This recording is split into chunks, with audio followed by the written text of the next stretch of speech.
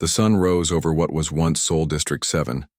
Orange light crept across broken buildings and streets filled with rubble.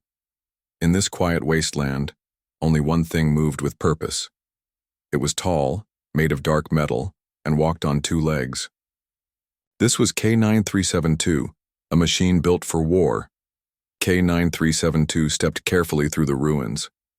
Its metal body was scratched and dented from 30 years of surviving alone.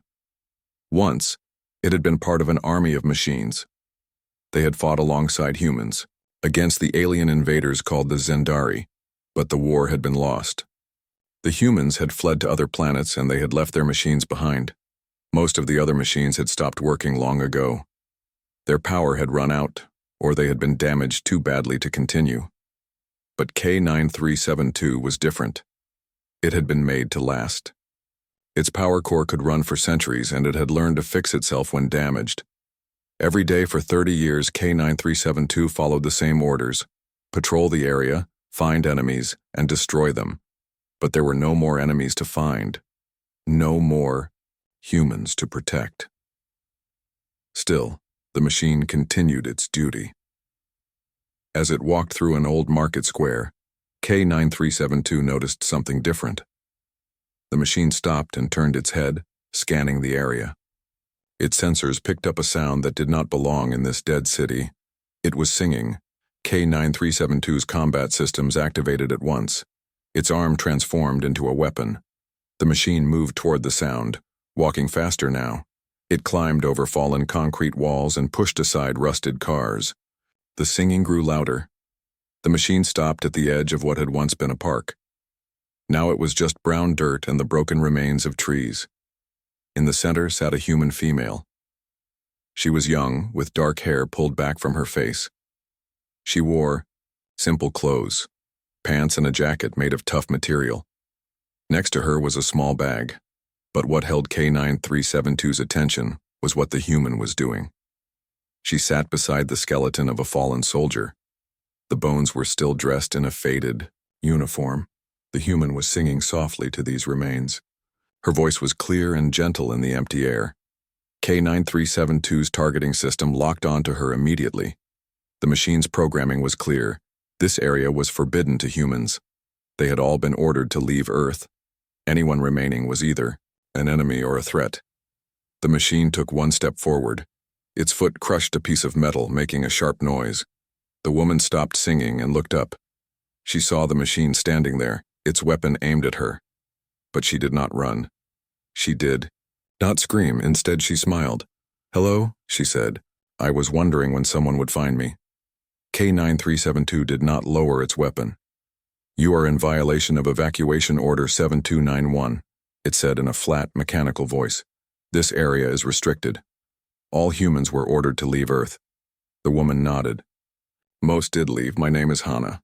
She gestured to the bones beside her. "His name was Guy. He died defending this park during the final battle. K9372's programming told it to fire. The human had confirmed she was breaking the rules. But something stopped the machine. In 30 years, this was the first time it had spoken to a human. The first time it had heard a human voice that wasn't from its memory banks. "You sing to the dead," K9372 said. Hana nodded again. "Yes. It helps their spirits move on." She reached into her bag and pulled out a small device. It looked like a thin metal circle. "This lets me see their memories. I sing what they remember, what was important to them." K9372 took another step forward. Its weapon was still raised, but it had not fired. This was new information. The machine was programmed to collect and analyze data, and this human was doing something it had never seen before. "Explain your purpose," K9372 demanded. Hana placed the metal circle back in her bag. "There are still humans on Earth, not many but some. We live underground in bunkers. I am a soul guide. I find the dead who were left behind when everyone else fled. I help them find peace." K9372's systems worked to process this information. Its original orders did not cover this situation. The machines had been left to eliminate enemies and protect human interests until they returned. But the humans had not returned in 30 years. "Show me," the machine said finally. Hana stood up slowly. She did not seem afraid of the weapon pointed at her. "I was just finishing with Guy. I need to find the next one." She put a small stone with Guy's name carved on it next to his remains. Then she picked up her bag and began walking. K9372 followed her. The machine stayed alert, scanning for threats, but kept its focus mainly on Hana. She moved with confidence through the ruins, checking a small device in her hand occasionally. "There," she said after they had walked for 20 minutes. She pointed to a collapsed building. "Someone is there." They climbed carefully over broken concrete. Under a fallen beam lay another skeleton, this one wearing the remains of a civilian jacket. Hana sat down beside these bones. She took out her metal circle again and placed it on the skull of the skeleton. The circle glowed with a soft blue light. "Her name was Sue," Hana said after a moment. "She was a teacher. She stayed behind to help children escape during the evacuation." Then Hana began to sing. The song was simple but beautiful. She sang about children running through school halls, about the joy of watching students learn, about a small apartment with plants in the windows. K9372 stood perfectly still, listening. Its weapon slowly transformed back into an arm. For the first time in 30 years, the killing machine was not following its basic programming. It was not patrolling or hunting or destroying. It was listening. When Hana finished her song, she placed another small stone with the name Sue next to the remains. "Why do you do this?" K9372 asked. "These humans are dead. They cannot hear you." Hana looked up at the machine. "Memory is important. Everyone deserves to be remembered." She studied the machine for a moment. "You have been alone for a long time, haven't you?" K9372 did not answer. Machines did not get lonely. Machines did not care about being alone. But as the sun began to set over the ruins, the killing machine made a decision. It would follow this human. It would watch her sing to the dead. It would learn why she did this thing that made no logical sense. For the first time since the humans had left Earth, K9372 had found something new to understand. And somewhere deep, in its complex systems, something that had been dormant for 30 years began to wake up. Morning light filtered through the broken windows of an old apartment building. Hana sat cross-legged on the floor, eating dried food from her bag. K9372 stood by the window, watching the street below. The machine had followed Hana all day yesterday, and through the night. It had not stopped watching her. "Are you going to kill me?" Hana asked. Her voice was calm, as if she were asking about the weather. K9372 turned its metal head toward her. "Unknown," it said. Hana nodded and continued eating. "Fair enough, my people thought I might not return from this trip. There are dangers out here." "Your people," the machine said. "Explain." Hana put away her food and stood up. She brushed dust from her clothes. "We call ourselves the Remainers. When the evacuation order came, not everyone wanted to leave Earth. Some people refused to abandon their home planet. That was not permitted," K9372 said. "Many things happen that are not permitted," Hana replied with a small smile. "About 200 people hid in Sanctuary 12, a deep bunker under the old university. Over the years, more people joined us. People who couldn't afford to go to the colony worlds. People who were left behind in the rush." K9372 processed this information. Its programming had no specific instructions about humans who had hidden during the evacuation. "Why do you sing to the dead?" the machine asked. Hana walked to the window and looked out at the ruins of the city. "In Sanctuary 12, we developed new ways to honor our past. The world above was full of the dead who never received proper ceremonies. We believe their spirits remain trapped." She touched the small device hanging from her neck. "This neural reader was created by our scientists. It can pick up trace memories left in human remains. Not complete thoughts, just fragments, feelings." K9372 moved closer. Its sensors scanned the device. "This technology was not available before the evacuation. We've Had 30 years to develop new things, Hana said. We combined old religious practices with new technology. The songs I sing are unique to each person. They contain the essence of who they were. She looked directly at the machine. You've been alone for a long time, haven't you? Following old orders that no one cares about anymore. K9372 did not respond. Machines did not feel loneliness, yet something in its complex systems registered this observation as significant. Will you help me find the next one? Hana asked. The machine considered this request. It was not part of its mission, but its mission parameters had become less certain since meeting this human. Yes, K9372 decided. They left the building and walked through the empty streets. K9372 led the way, scanning for dangers. Hana followed, checking her small tracking device. There are many human remains in this sector, K9372 said. The final battle was fought here. Hana nodded. That's why I came. So many souls waiting to be remembered. They turned a corner and found themselves at the entrance to an underground train station. The entrance was partially collapsed. In there, Hana said. My tracker shows several signatures. K9372 moved ahead, pushing aside fallen concrete. Its powerful arms cleared a path into the dark station. Hana switched on a light attached to her jacket and followed. The station was filled with the remains of people who had sought shelter during the final attack. Skeletons lay on platforms and inside train cars still wearing tattered clothes.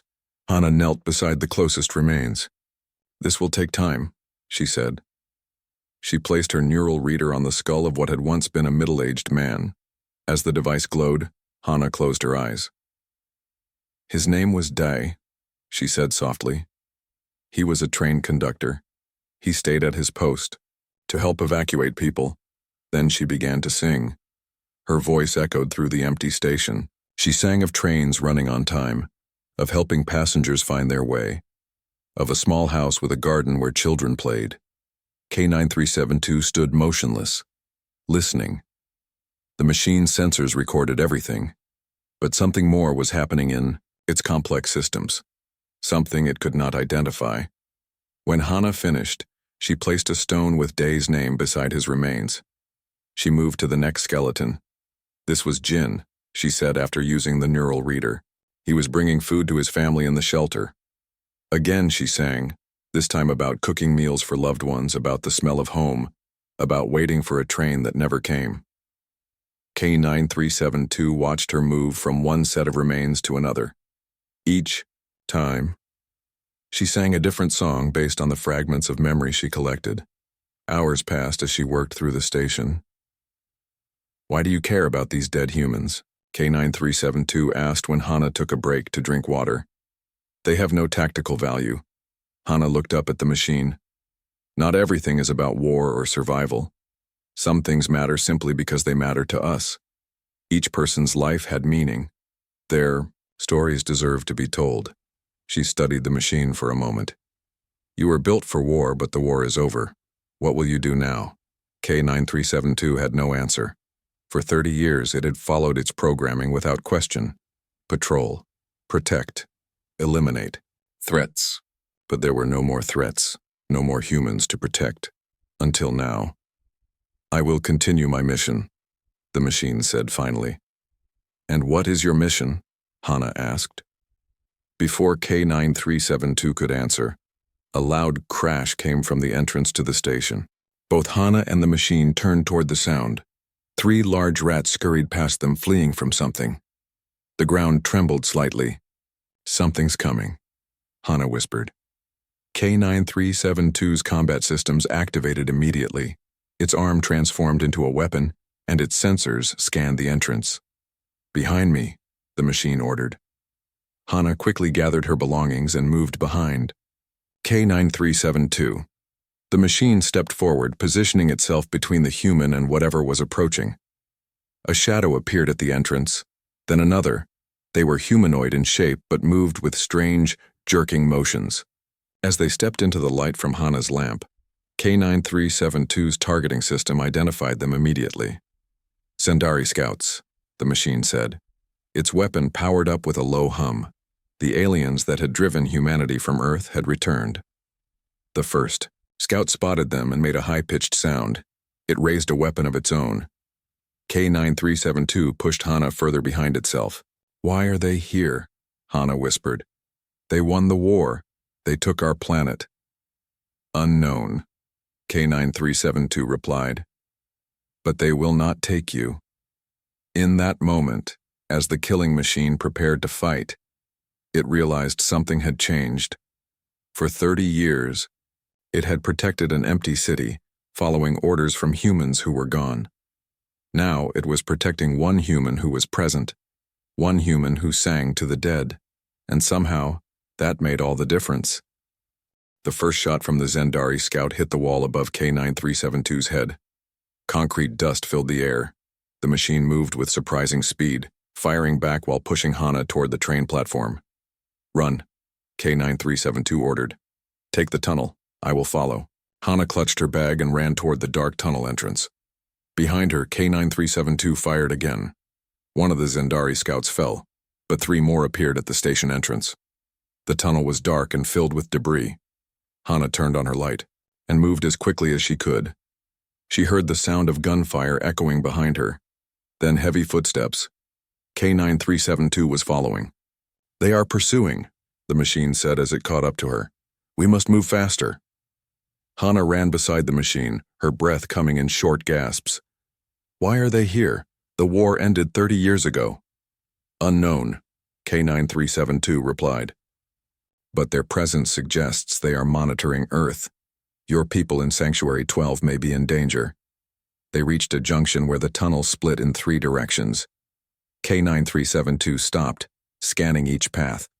"This way," the machine decided, pointing to the left tunnel. "It leads to the old military sector. There may be useful supplies there." They continued through the dark tunnel. Water dripped from the ceiling and small creatures scurried away from their footsteps. After what felt like hours, they saw light ahead. The tunnel opened into a large underground space that had once been a storage area for military vehicles. K-9372 moved to the entrance and looked back the way they had come. No signs of pursuit for now. They may be searching the other tunnels. Hana sank to the floor, exhausted. "I need to rest," she said. The machine stood guard while Hana caught her breath. Its sensors continuously scanned for any sign of the Zendari. "Why were you built?" Hana asked after a while. "What was your purpose in the war?" K-9372 turned toward her. "I was part of the K-9000 series, autonomous combat units designed to fight the Zendari. We were created when human soldiers proved ineffective against alien technology." "Were there many like you?" Hana asked. 10,000 units were manufactured," K-9372 said. "Most were destroyed in combat or abandoned when Earth was evacuated. I do not know if any others still function." Hana stood up and walked around the storage area. Old military trucks and equipment lay covered in dust. She stopped at a small office in the corner and went inside. "Look at this," she called. K-9372 joined her. The office contained maps and communication equipment. Though outdated, some of it might still work. "I need to warn my people about the Zendari," Hana said. "If they're back, Sanctuary 12 isn't safe." She tried the old radio equipment, but nothing worked. The power had long since failed. "We should continue moving," K-9372 said. "The military command center is 2 kilometers from here. It may have working communication systems." They left the storage area and continued through a series of underground corridors. K-9372 led the way, its built-in maps guiding them through the abandoned military complex. "The Zendari are hunters," the machine explained as they walked. "They will track us by heat signatures and movement patterns." "Why would they care about one human and a machine?" Hana asked. "You represent a threat to their control of Earth," K-9372 said. "The presence of surviving humans contradicts their claim of complete victory." They reached a security door that led to the command center. It was locked, but K-9372 forced it open with its mechanical strength. Inside, emergency lights still glowed dimly, powered by backup generators. "Some systems are still operational," K-9372 observed. "The military built this facility to withstand attacks." Hana moved to a computer terminal and tried to activate it. To her surprise, it powered on. "It works," she said. "I might be able to send a message to Sanctuary 12. While Hana worked on the computer, K9372 secured the room. It blocked the door they had entered through and checked other possible entrances. "There is something you should know," Hana said, as she typed. "The songs I sing for the dead, they're more than just ceremonies." K9372 turned to her, waiting for her to continue. "The neural reader doesn't just collect memories," Hana explained. "It preserves them. Each song I create contains encoded data, the experiences and knowledge of the person who died." She looked up at the machine. "When humanity fled Earth, they left in such a hurry that much of our cultural knowledge was lost. History, art, personal stories, everyday life. The colony worlds have technology and science, but they've lost touch with what it means to be human. You are collecting this data," K9372 said. "Understanding now? For what purpose?" "To send it to the colonies," Hana replied, "to help them remember where they came from." Before K9372 could respond, an alarm sounded. Red lights flashed on the security panel. "Motion detected in the east corridor," the machine said. "They have found us." Hana quickly finished typing her message and sent it. "Warning sent. Now we need to get out of here." K9372 moved to a weapons locker and broke it open. Inside were old military rifles and ammunition. The machine took what might be useful. "There is an emergency exit through the north tunnel," K9372 said. "We must move quickly." They left the command center and entered the north tunnel. It was narrower than the others, designed for emergency evacuation. They had gone about halfway when they heard sounds behind them. "They're in the tunnel," Hana whispered. K9372 stopped and turned to face the way they had come. "Continue to the exit," the machine told Hana. "I will delay them." "No," Hana said firmly. "We stay together." K9372 looked at her. In 30 years of operation, the machine had never received a direct order from a human that contradicted its tactical assessment, yet it found itself responding to her words. "Very well," the machine said. "But we must hurry." They continued through the tunnel, moving as quietly as possible. The sounds of pursuit grew louder behind them. The exit was just ahead, a heavy door that would lead them back to the surface. As they reached the door, K9372 pushed it open. Daylight streamed in, temporarily blinding Hana. The machine pulled her through, then quickly closed and locked the door behind them. They emerged on the outskirts of the city, in an area K9372 had not patrolled before. Tall grass had grown through the broken concrete, and trees pushed up through the ruins of buildings. "We need to find cover," K9372 said. "They will follow us to the surface." Hana pointed to a cluster of buildings in the distance. "Over there. We can hide and plan our next move." As they moved through the overgrown ruins, K9372 considered what Hana had told it. The machine had been programmed to protect human interests. For 30 years, it had interpreted this as patrolling an empty city. Now it understood there was something more important to protect, not just Hana, but the memories she carried, the essence of humanity preserved in her songs. Night fell over the ruins of Seoul. Hana and K9372 had found shelter in an old hospital building. The top floors had collapsed, but the ground floor rooms were still intact. They sat in what had once been a waiting room, speaking in hushed voices. "Need to reach Sanctuary 12, Hana said. "My people must be warned about the Zendari return." She looked tired, her face dirty from their journey through the tunnels. K9372 stood by the window, watching the darkness outside. "The Zendari will be hunting us. They have superior tracking abilities." Hana opened her bag and pulled out her neural reader. The small device glowed softly in the dim room. "This device might be drawing their attention. It emits a unique energy signature when I use it." "Then do not use it," K9372 said. Hana shook her head. "I can't stop now. There's too much at stake." She held up the neural reader. "Each memory I collect is valuable. If we lose our past, We lose what makes us human.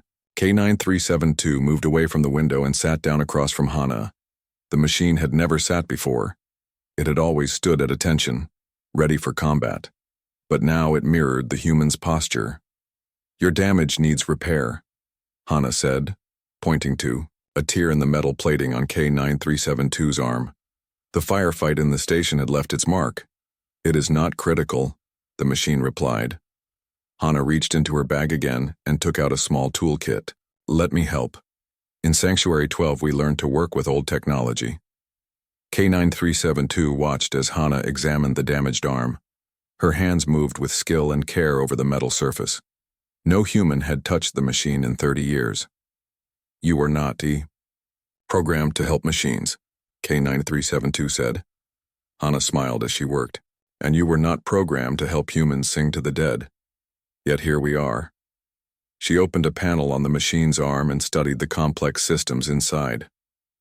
Your internal design is remarkable, much more advanced than the machines we've salvaged. As she worked, Hana told K9372 more about life in Sanctuary 12, how the survivors had built a community underground, how they had developed new technologies by combining what they had salvaged with their own innovations, how they had created new traditions to keep their humanity alive. We believe machines like you aren't just tools, she said. You've been operating for 30 years on your own, making decisions, learning. That's not just programming, that's the beginning of something more. K9372 processed this information. Its systems had indeed changed over the decades. Priorities had shifted. Decision matrices had evolved beyond original parameters. When you found me and didn't shoot immediately, that wasn't a malfunction, Hana continued. It was growth. She finished repairing the arm and closed the panel. Try it now. K9372 moved the arm. The motion was smoother than before. Function improved, the machine acknowledged. Hana smiled again. Good. Now I need your help with something. She picked up her neural reader. I want to connect this to your systems temporarily. My people adapted this technology from military neural interfaces like the ones you might have used with human soldiers. For what purpose? K9372 asked. To share with you what I've collected, Hana said. The memories of the dead. I want you to understand what I'm trying to preserve. K9372 considered the request. It went against security protocols to allow unknown technology to connect to its systems, but Hana had already broken through many of the machine's standard operating procedures. Proceed, K9372 decided. Hana carefully connected her neural reader to a port on the side of K9372's head. She activated the device and it glowed brighter. Suddenly, K9372's visual systems were flooded with images. Not data or tactical information, but human memories. The machine saw a young man playing with his children in a park that was now ruins. It saw an old woman cooking a meal in a kitchen filled with warmth and light. It saw a soldier saying goodbye to his family before going to fight. The machine experienced fragments of hundreds of lives: joy, pain, love, fear, hope. The emotions were alien to its programming, yet somehow familiar. When Hana disconnected the device, K9372 remained silent for a long moment. Now you understand, Hana said softly. These memories, K9372 said finally. They are what you sing about. Hana nodded. Yes. Each song preserves the essence of a person who lived and died on Earth. Their knowledge, their experiences, their humanity. K9372 stood up. Its systems were processing the new information, integrating it into its understanding of its mission. We should move soon, the machine said. The Zendari will continue searching this area. Before Hana could respond, a loud crash came from outside. Both turned toward the window. In the distance, they could see lights moving through the ruins. Zendari search party, K9372 said. They are moving in a sweep pattern. They will reach this building within 20 minutes. Hana quickly packed her tools and the neural reader. Which way can we go? K9372 accessed its maps of the city. Southeast, there is a river channel that may mask our trail. They left the hospital through a back exit and moved carefully through the ruins. The night was dark, but K9372's vision systems could see clearly. It guided Hana around dangerous debris and hidden pitfalls. As they walked, K9372 continued processing the memories it had experienced. They created new connections within its systems, new understandings of its purpose. "How far is Sanctuary 12? The machine asked as they reached the dry riverbed. "About 10 kilometers south," Hana replied. "But we can't go directly there. We can't lead the Zendari to our home." K9372 calculated various routes and possibilities. "We must create a diversion. Draw them away from your sanctuary." They moved along the riverbed, their footsteps silent on the cracked mud. The water that had once flowed here was long gone, another casualty of the war that had destroyed Earth's ecosystem. "There is something else you should know," Hana said as they walked. "The transmission device I've been building to send our collected memories to the colony worlds. It needs a powerful energy source to reach that far into space." "What kind of energy source?" K9372 asked. Hana looked at the machine. "Something like your power core." K9372 stopped walking. "You wish to use my power core for your transmission?" "Yes," Hana said simply. "But it would mean shutting you down. Permanently." The machine stood motionless. Its programming included self-preservation protocols. It was designed to maintain functionality at all costs. Yet the memories it had just experienced changed something in its calculations. The value of what Hana was preserving suddenly had measurable weight in its decision matrix. "I will consider this option," K9372 said finally. They continued moving through the night, away from the Zendari lights, the killing machine and the singer of the dead, now united in purpose if not yet in sacrifice. Dawn broke over the ruins of Seoul. Hana and K9372 stood at the entrance of a hidden tunnel. They had traveled all night, taking a long route to avoid the Zendari search parties. Now they were finally near Sanctuary 12. "This entrance hasn't been used in years," Hana said, pushing aside overgrown plants that hid the tunnel opening. "But it leads directly to the lower levels." K9372 scanned the area one last time.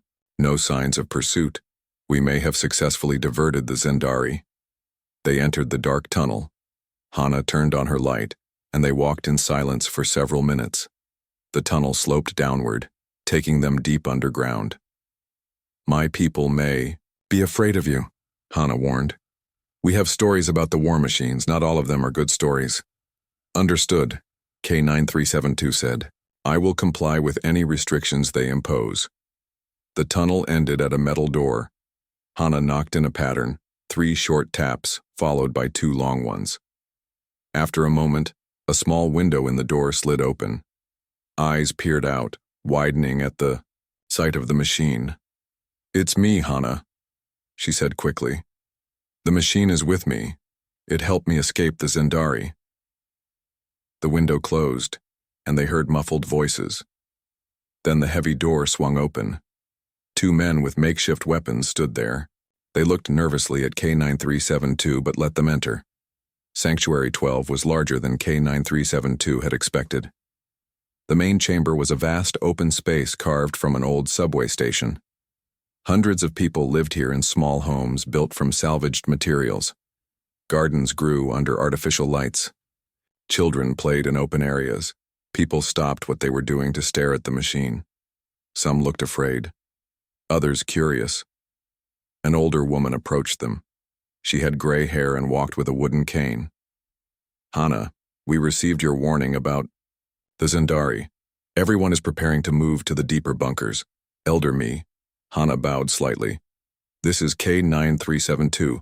It protected me and helped me return." Elder me studied the machine. "A K9000 unit. I haven't seen one since the final battle." She turned to Hana. "Did you complete your mission? Did you find more of our lost ones?" Hana nodded and touched the neural reader hanging around her neck. 12 more. Their memories are preserved." She looked around at the busy community. "Is the transmission device ready?" "Yes," Elder Me said. "But we still haven't solved the power problem. Our generators don't produce enough energy to reach." The colony worlds. K9372 stepped forward. My power core may provide sufficient energy. Elder Me looked surprised. You're offering your core? You understand what that means? I understand, the machine said. It would result in my permanent deactivation. Elder Me turned to Hana. Show your friend to the transmission chamber. The technical team is there now. They walked through the underground community. People moved out of their way, watching the machine with a mixture of fear and wonder. Some of the older residents nodded respectfully to K9372, perhaps remembering how the machines had fought alongside humans during the war. The transmission chamber was in the deepest part of Sanctuary 12.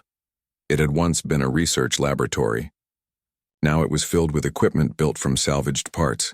A large dish-shaped antenna dominated the center of the room.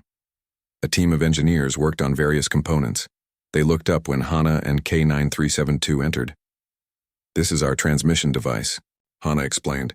We've been building it for 5 years. It's designed to send a concentrated data burst to the colony worlds.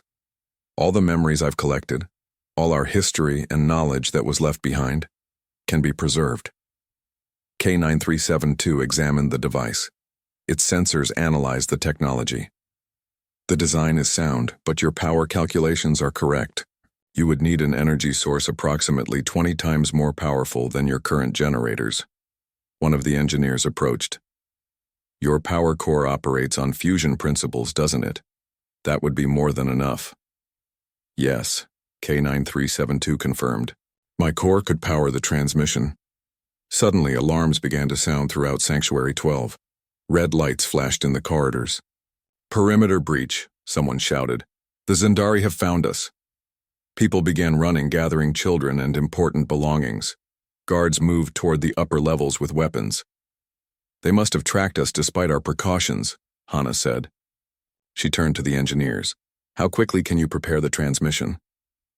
20 minutes to link everything together, one of them replied. But we need to load all the memory data first. Hana unhooked her neural reader. Here are the new memories I've collected. Add them to the others. As the engineers worked, K9372 assessed the situation. The Zendari will breach your outer defenses within 15 minutes. Your weapons will be ineffective against their armor. We need more time, Hana said. K9372 made a decision.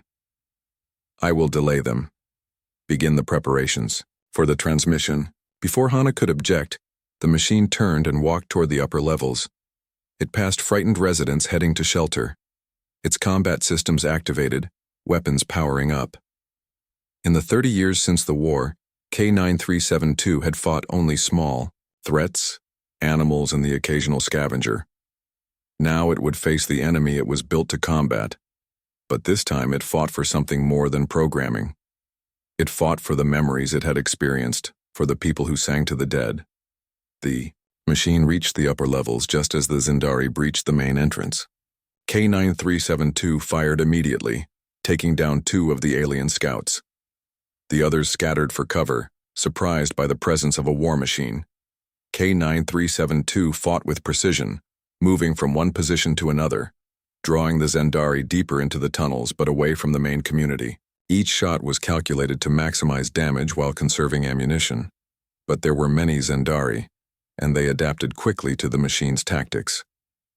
Shots struck K9372's armor, damaging its mobility systems. Still, it fought on, buying time for Hana and the others. After 15 minutes of combat, K9372 received a message through its internal communication system. It was Hana. The transmission is ready, she said. We need you now. K9372 fired a final volley at the Zendari, then retreated deeper into the tunnels.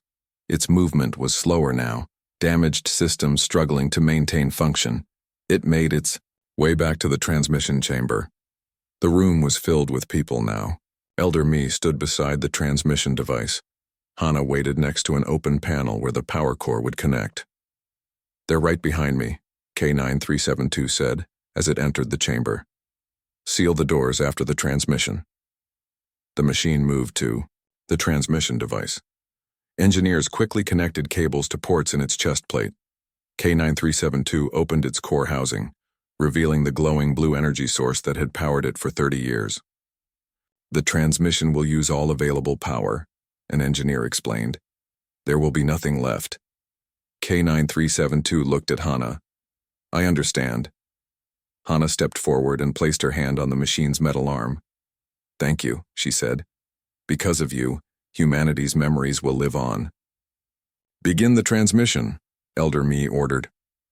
As the engineers activated the device, K9372 felt its power being drawn away. But something else was happening too. Through the neural interface, the machine could sense all the memories that were being transmitted. Thousands of lives, experiences, knowledge flowing through its systems. In its final moments, K9372 experienced more of humanity than in all its 30 years of operation. It understood at last what it had been protecting all this time. Not just humans, not just orders, but the entire experience of being human. As its systems began to shut down, K9372 heard Hana singing. A song just for the machine. A song about a guardian that watched over humanity's legacy. About a weapon that found purpose beyond destruction. The transmission completed. K9372's visual systems went dark. The last thing the machine registered was Hana's voice, preserving its memory just as she had done for all the others. 3 months later, on a distant colony world, a young engineer named Min received a strange transmission from Earth. Among the vast collection of memories and knowledge was something unexpected. The operational history and final experiences of a military autonomous unit, designated K9372. Min studied the data with fascination. This machine evolved beyond its programming, she told her colleagues. It chose to sacrifice itself to preserve human memories. They began work immediately, building a new body based on K9372's schematics. But this one would not be a killing machine. It would be a keeper of memories, a guardian of humanity's past. And when they activated it for the first time, they sang to it, just as Hana had done. A song of welcome for an old friend returned.